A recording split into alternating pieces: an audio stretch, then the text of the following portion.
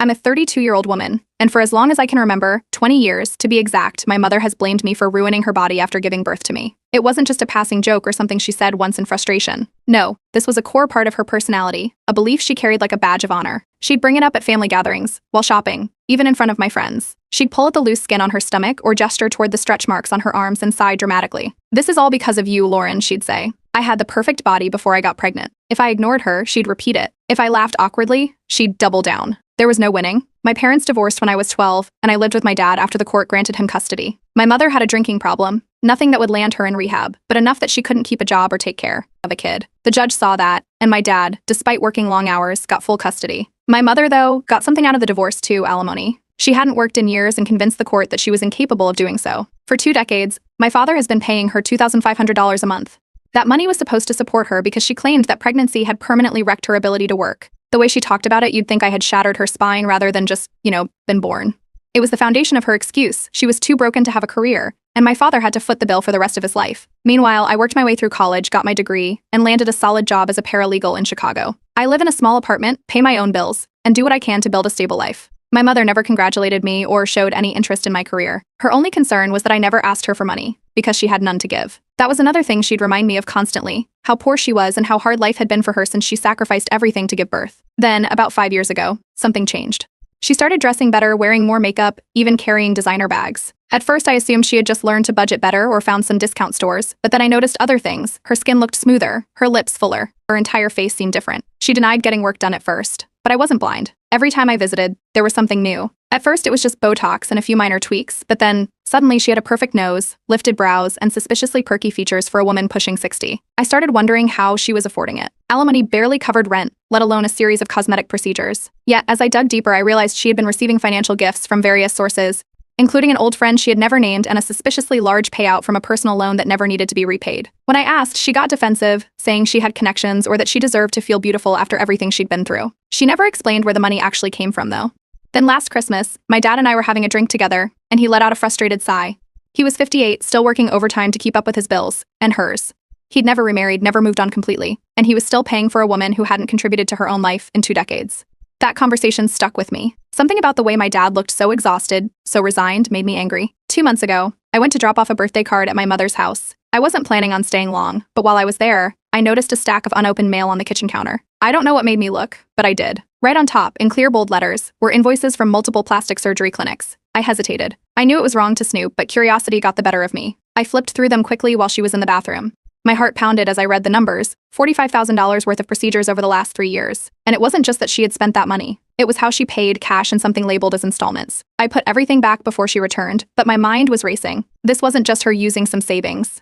This was something bigger. Later that night, I told my best friend Jess about it. She didn't even hesitate. "That's fraud," she said. "If she can afford plastic surgery, she can afford to work. You could use this against her." I had never thought about it like that. At work, I casually brought up alimony laws with one of the lawyers I worked with. I framed it as a hypothetical scenario. If someone's receiving alimony but hiding extra income or misrepresenting their financial situation, what happens? The answer was clear. If proof existed that they weren't financially dependent, the payments could be terminated. I sat with that information for a week before I made my decision. I went back to my mother's house a few days later, this time with a plan. While she was distracted on the phone, I quietly took out my phone and snapped pictures of every invoice I could find. It was time for her to face reality.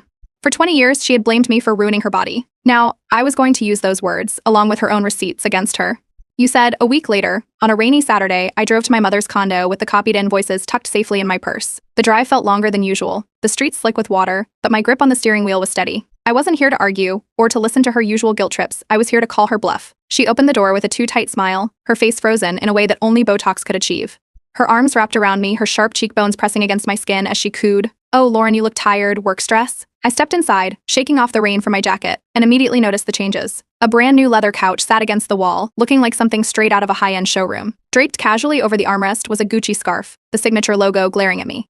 My eyes swept across the room, new decor, polished surfaces, expensive candles that smelled like a luxury spa. None of this matched the sob story she had been feeding me and my father for years. I sat down, my fingers tracing the rim of the coffee cup she handed me. The warmth seeped through the ceramic, but I wasn't focused on the drink. Instead, I let my words slip out casually. "How do you afford all this on alimony?" Her smile didn't falter at first. "Oh, you know me," she said, waving a manicured hand, the diamond ring on her finger catching the light. "Thrift finds, good deals, a little gift here and there." But there was something off. The way her fingers twitched slightly, the way her eyes flickered toward the invoices still hidden in my purse. I leaned back. Right, just good deals. She changed the subject quickly, shifting into familiar territory. You're still single, aren't you? I worry about you, Lauren. Always working, no time for a family. You don't want to end up alone, do you? It was a weak attempt at deflection, but I didn't bite. Instead, I reached into my purse, pulled out the stack of papers, and slid them across the glass coffee table. The sound was sharp in the quiet room. Explain this, I said. Her fingers hesitated before picking them up. Her eyes scanned the pages, and I watched as the blood drained from her face. For the first time in my life, she was speechless. Then just as quickly, the color returned, this time in a flush of anger. Where did you get these? This is private. Her voice was sharp as she snatched them up, holding them against her chest as if she could make them disappear. I didn't flinch. You told me for years that I ruined your body. But you've been fixing it for a long time, haven't you? I leaned forward. Where's the money coming from? Her lips curled into a smirk, but it didn't reach her eyes. You think you're so clever, don't you? She sneered. Digging through my life like some kind of detective? She still hadn't answered the question. I didn't back down. Dad has been paying you for 20 years because you told the court you couldn't work. Meanwhile, you spent over $45,000 on plastic surgery. I gestured to the papers she clutched. That's fraud, Mom. For a split second, her face twisted into something ugly before she smoothed it over again. It's not what you think, she said quickly. An old friend helped me out, loaned me the money. It's not like I stole anything. Who? She hesitated. Just someone who wanted to help me feel better about myself. I laughed, but there was no humor in it. So, you took a loan for self-esteem, but you can't work? That's the excuse you're sticking with? Her expression hardened. You don't understand what I've been through, she snapped. I gave up everything for you. I sacrificed my life, my body, my career. I cut her off before she could launch into another rant. You sacrificed nothing? I shot back. You spent 2 decades making me feel guilty for something that was never my fault. And Dad? He's been killing himself working overtime to support you while you sit here, lying to the court and living like this. I gestured around the condo. Her hands trembled, but her pride wouldn't let her back down. You're ungrateful, she spat. After everything I've done for you, I stood up, grabbing my bag. This ends now, I said, voice steady. Dad's going to a lawyer. You can figure out what happens next. She shot up from her seat. You wouldn't. But the door was already closing behind me. That night, I called my father. I laid it all out. Everything I had found, everything she had said. There was a long silence on the other end of the phone before he finally spoke. I knew she was up to something, he said quietly. Let's talk to a lawyer. 3 days after the fight at my mother's condo, my dad and I met with his divorce attorney, Karen.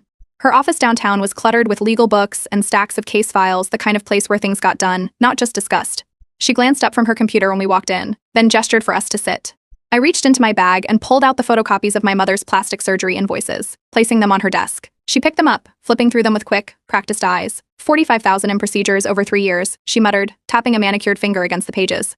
If we can prove she has additional sources of income beyond alimony, whether from undisclosed work, financial gifts, or fraudulent claims, this could lead to a case for terminating the payments. She leaned back in her chair, considering. Alimony is awarded based on need. If your mother misrepresented her financial situation, we can argue she no longer qualifies. As she spoke, my phone vibrated in my pocket. I pulled it out and glanced at the screen. A message from my mother. You're a spiteful child. I'll sue you for stealing my mail. I turned my phone so Karen could see.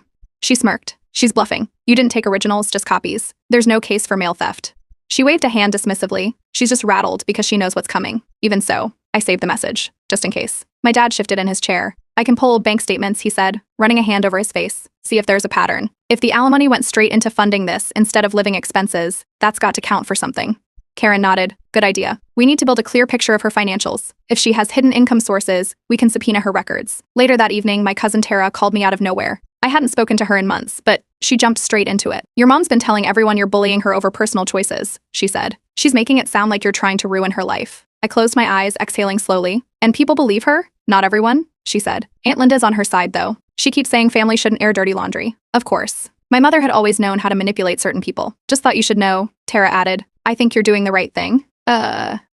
She's always been like this. Hearing that someone in the family saw through her was a small comfort, but I knew this wasn't the end. My mother wasn't the type to back down quietly. The next morning, I stopped by a coffee shop near my office, running on too little sleep and too much stress. As I waited for my order, a chatty client from the law firm spotted me. Hey, Lauren, right? She said, tilting her head. You seem a little off? Everything okay? I forced a smile. Just a long week. She nodded sympathetically, launching into small talk, but my mind was elsewhere. The whole situation was bleeding into every part of my life. That night, I went to my best friend Jess's apartment, collapsing onto her couch with a glass of wine. She's making it seem like I'm the villain, I muttered, swirling my drink. Jess didn't hesitate. She's mad because you caught her. Keep going. This is justice. She was right. My mother had spent years making me feel small, guilty, like I owed her something. But now the truth was coming out. Feeling a surge of determination, I grabbed my laptop and started digging. I typed the name of the surgeon from the Invoices into Google. His clinic's website was sleek, high-end, boasting exclusive procedures and confidential payment plans. Then I found something interesting, mentions of cash-only discounts and alternative payment options. That hinted at something bigger. If my mother had been paying in cash, where was it coming from? If she had an unreported income source, that could be a game changer in court. A memory tugged at me, something buried deep. I stood up, went to my bedroom closet, and pulled down an old box filled with notebooks. Inside, I found what I was looking for, a teenage journal. I flipped through the pages, skimming over old rants and scribbled thoughts until I found the entries. Page after page of me venting about my mother's constant body shaming, how she would poke at her stomach and remind me, "This is your fault."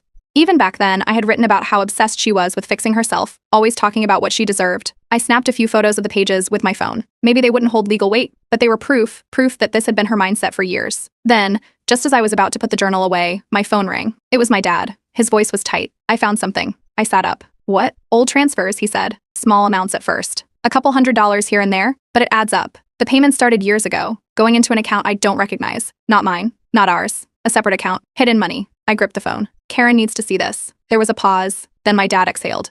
"Yeah, let's take this to court." Over the next 2 months, my mother was served with a subpoena at her condo. Legal proceedings take time, but our lawyer reassured us that with the evidence we had, we were making solid progress. It was mid-morning, and she had probably been enjoying her overpriced coffee when the process server knocked on her door. Whatever peace she had was shattered the moment she realized what was happening. Less than an hour later, my phone rang. The caller ID flashed her name. I let it go to voicemail at first, but when she called again immediately, I answered. The moment I picked up, she was already yelling. Her voice was shrill, nearly unhinged. "You're trying to ruin me, Lauren. This is harassment." I let her rant for a few seconds, then calmly said, "You've been living a lie for years. This is just the truth catching up." Before she could launch into another fit, I ended the call and blocked her. That would be the last time she ever reached me directly. I blocked her number after the call, ensuring she couldn't contact me again. Minutes later, a text popped up from an old high school friend, Mike. He lived in the same complex as my mother and had seen the whole scene unfold. "Saw your mom outside, pacing like a maniac. She looked like she was arguing with herself. Something going on?" I just responded with, "Yeah, long story." That afternoon, my dad and I met with Karen again. She spread out the invoices, bank records, and financial statements across her desk, tapping a pen against the most recent discovery, an account my mother had kept hidden for years. The subpoena will force her to turn over these records," Karen explained. "She'll try to fight it, but given what we already have, the judge is likely to grant full access." My dad nodded. "And if we can prove she misused the alimony?" Karen didn't hesitate. "We end it." Later that evening, an unexpected text came in. My Uncle Jeff, my mother's own brother, reached out for the first time in years, heard about what's going on. "She's been mooching off the whole family for decades. If you need me to back you up, let me know." I hadn't expected that. My mother had always played the victim, making it seem like the entire world was against her. But apparently, even her own brother was tired of the act. The next day, I was out for lunch with Jess at a diner when I vented about everything. The subpoena, the financial mess, the way my mother was trying to paint me as the villain. I hadn't noticed the waitress hovering nearby until she leaned in while refilling our drinks. "Family trouble, Hugh?" she asked, eyebrows raised. I just gave a polite nod and changed the subject. This entire situation was already spreading further than I wanted. Then my mother tried her own move. Karen emailed me later that evening. Apparently, my mother's lawyer had sent over a cease and desist letter, claiming I had invaded her privacy by snooping through her financials. Karen's response? She laughed. "She doesn't have a case," she said over the phone. "This is a desperate attempt to scare you. Ignore it." The pressure was mounting, and then my dad found something else. He called late at night, voice tight. I just went through some old bank records. Right after the divorce, she pulled out $10,000 from our joint savings. She never disclosed it. That was fraud. Jess Ever, the investigator, decided to take a detour on her way home the next day and drove past my mother's condo. A few minutes later, she sent a picture, a sleek, new Audi parked in the driveway. I stared at my phone. Where had that money come from? That night I couldn't sleep. For the first time since this started, I wondered if dragging my family into this made me the bad guy. Was this just a petty fight, or was it justified? Then, an email from Karen came in. "She's fighting the subpoena," it read. But the judge reviewed the initial evidence. "He's leaning in our favor." This was far from over. 2 weeks later, my dad and I sat in a cramped Chicago courtroom, waiting for the hearing to start. The air was thick with tension, the kind that made every shuffle of paper and creak of a chair feel louder than it should. My dad tapped his fingers against his knee, his face unreadable. Karen sat beside us, flipping through her files, calm as ever. Then my mother walked in. She had dressed for the occasion, a tailored navy suit, hairstyled to perfection, makeup flawless. To anyone else, she looked like a dignified, wronged woman, but I knew better. This was the performance of a lifetime. The judge, a no-nonsense woman in her 60s, adjusted her glasses and wasted no time. "This is a petition to revise alimony based on new financial evidence. Let's begin." Karen stood, smoothing her blazer. "Your Honor, we will present clear evidence that the recipient of these payments, MS, Randall, has misrepresented her financial need, engaged in luxury spending, and maintained an undisclosed account while continuing to accept alimony under false pretenses. She placed the invoices and bank records on the table for the court clerk to collect.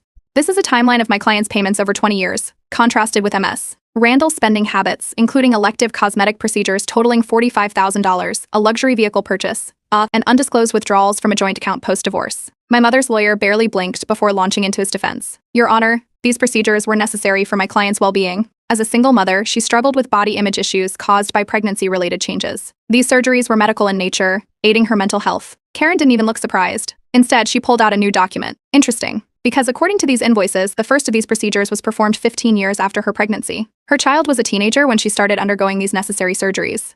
The room went quiet. My mother crossed her arms, her lips pressed together. Her lawyer adjusted his tie, flipping through his notes, but Karen had already moved on. Let's hear from Mr. Randall. She nodded at my dad, who stood and took the witness stand. My dad didn't hesitate. His voice was steady, calm. For 2 decades, I paid alimony because I was told my ex-wife was unable to work. I believed her. She said her body was ruined, that she couldn't hold a job, and that supporting her was my responsibility. Meanwhile, I worked overtime, lived paycheck to paycheck, while she took vacations and drove better cars than I ever could.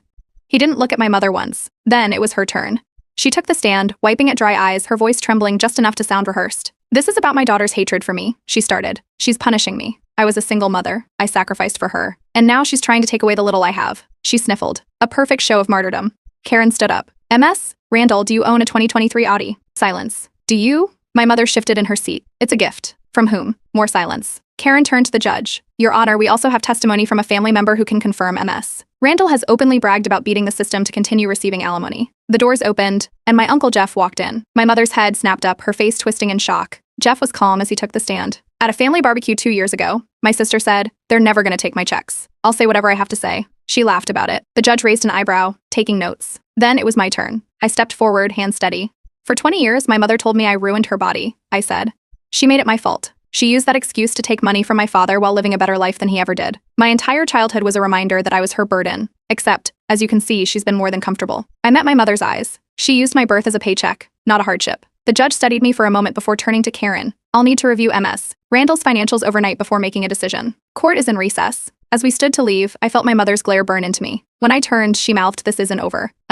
Outside, my dad exhaled slowly, then pulled me into a quick hug. You did good, kid. I nodded, but I could see it in his face. He was drained. We both were. But this fight was almost over. The morning of the verdict, my dad and I walked into the courtroom running on nothing but bad coffee and exhaustion. Neither of us had slept much. The weight of everything, years of lies, manipulation, and financial strain, hung between us. Karen, on the other hand, looked well-rested and confident as she shuffled through her notes. The judge took her seat and wasted no time. After reviewing the evidence presented, I find that MS. Randall has willfully misrepresented her financial need while continuing to collect alimony.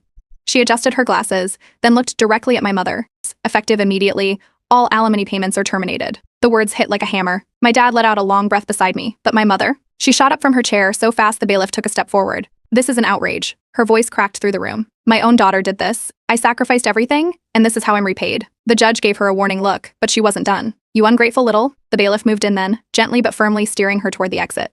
She shook him off, snatching up her designer bag before storming out, heels clicking angrily against the tile. The moment the doors slammed behind her, the tension in the room eased. Karen leaned in close, voice low. We could sue for back payments, she murmured.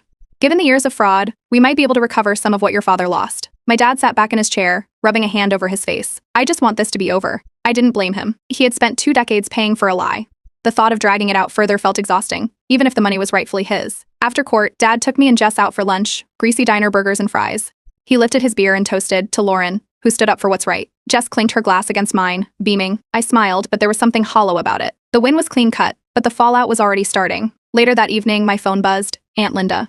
I let it go to voicemail. When I listened to it, her voice was sharp with anger. You destroyed your mother, Lauren.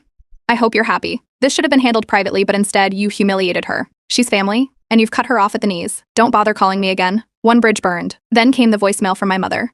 Her voice was softer, but laced with something worse than anger, pure manipulative guilt. You'll regret this when I'm homeless, Lauren. You've taken everything from me. You're heartless. I deleted the message. Then I blocked her. The next morning, even strangers were talking about it. While grabbing my mail, my neighbor, a woman I barely knew, gave me a curious look. Hey, I heard about some court drama. A friend mentioned your family was in a lawsuit?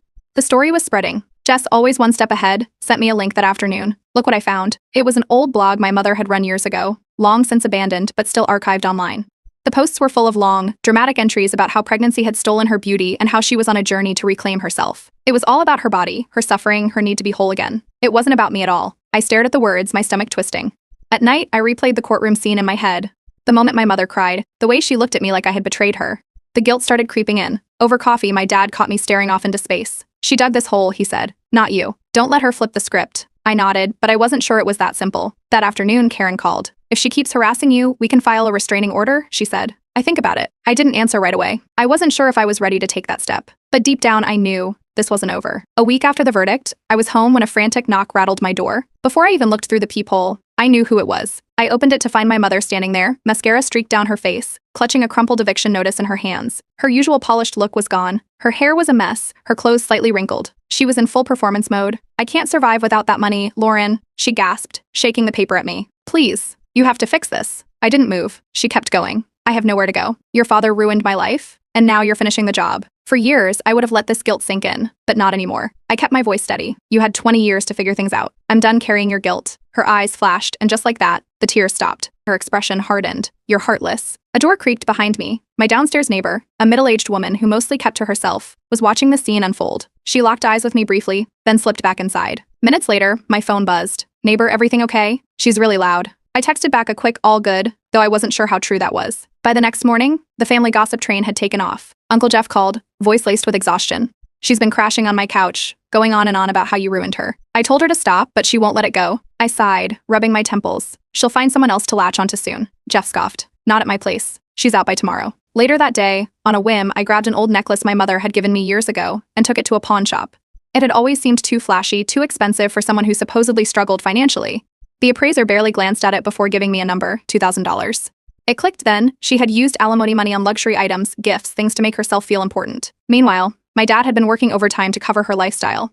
That evening, Jess came over with pizza and zero patience for my hesitation. "She showed up at your apartment. She's spiraling. File the restraining order." I shook my head, but she pressed on. "Lauren, this is getting worse. Do it before she does something you can't ignore." I didn't argue, but I didn't agree either. Later that night, I was digging through an old shoebox when I found something I hadn't seen in years, a card my mother had given me on my 16th birthday. "I'm sorry for the harsh words I've said about you being born. I never meant them." Proof. She had known all along that what she said was cruel. And yet she had kept doing it for years, using me as an excuse for her own choices. The next morning, my dad and I met for coffee. He stirred his drink slowly, watching me. "I think we dropped the back pay lawsuit," he said finally. "She's got nothing left to give." I nodded. It wasn't about the money anymore. We had already won. But my mother wasn't finished. That afternoon, Tara texted me. "Tara, she's asking everyone for money, saying you destroyed her. Some cousins are falling for it." I clenched my jaw. Of course she was playing the victim. Then Karen called. "Her lawyer filed a motion to appeal the ruling," she said. "It's a long shot, but it could drag things out." I barely had time to process that when my phone buzzed again. Another voicemail. I pressed play, expecting more fake sobbing. Instead, her voice was low, sharp. "I'll make you pay for this." Not pleading, not sad. A promise. I stared at my phone for a long moment. Then I picked it up and called Karen back. "File the restraining order." 2 days after my mother's last voicemail, I walked into the county courthouse and filed the restraining order. The clerk slid the paperwork across the desk, pointing where to sign. My hands didn't shake until the last signature. By that afternoon, the judge approved a temporary order, 30 days, no contact, pending a full hearing. It was done. For the first time in weeks, my phone stayed silent. No calls, no texts. Just an eerie, unfamiliar quiet. That night, my dad came over with takeout. He looked more relaxed than he had in months, his shoulders looser, his face less drawn. As we ate, he let out a slow breath and shook his head. "It's finally over, Lauren. She can't touch us now." The weight of it all sat between us. 20 years of manipulation, guilt, and financial strain, gone with a judge's ruling. A few nights later, Jess gathered a small group for dinner. Just old friends. A quiet toast to new beginnings. No speeches, no deep conversations, just laughter and easy company. A reminder that there was life beyond this mess. Then, Uncle Jeff sent a message. "Jeff, she's gone. Packed up, moved in with some friend of hers. She's still whining about you, but I'm done playing hotel." That was that. She had burned the last bridge. A week later, Karen called with the final update. Her lawyer withdrew the appeal, she said. "She's out of money and out of options." Case closed. I sat back in my chair, staring at the ceiling.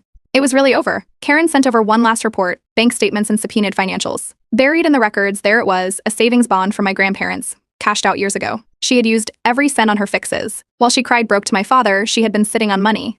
That evening, I went out to my dad's backyard with a match and a stack of old notebooks. My teenage journals. I flipped through them one last time, reading the words of a younger me. Every "you ruined me" rant from my mother, every time I wrote about feeling like an anchor dragging her down. Then I tossed the pages into the fire and watched them curl into ash. A few days later, a cousin forwarded me a screenshot from a family group chat. My mother's last jab. "Mom, Lauren won't get a dime when I'm gone." As if I had ever wanted it. I blocked the number and went for a run the next morning. For the first time in years, I wasn't running from something. I was running toward it. Looking back, the irony was almost too perfect. She spent 2 decades blaming me for ruining her body. But in the end, it was her obsession with fixing it that brought her down. Justice doesn't get sweeter than that.